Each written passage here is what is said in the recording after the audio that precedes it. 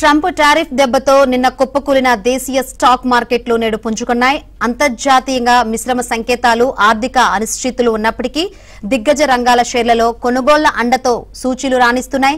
సెన్సెక్స్ 1100 పాయింట్లు పైగా లాభంతో ట్రేడింగ్ ను ఆరంభించగా నిఫ్టీ మళ్లీ 22,500 మార్కును అందుకుంది.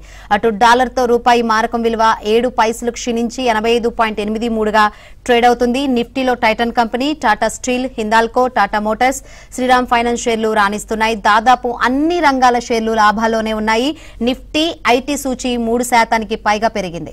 ఇక ఆసియా పసిఫిక్ మార్కెట్లు కూడా నేడు కోలుకున్నాయి. జపాన్ నిక్కీ 6.41% పైగా ఎగబాకింది. ఇక ఆస్ట్రేలియా ఏఎస్ఎక్స్ 0.18%, దక్షిణ కొరియా కోస్పీ 1.7%, హాంకాంగ్ హాంగ్ సెంచ్ సూచీ 2.2% మేర లాభాల్లో ట్రేడ్ అవుతున్నాయి.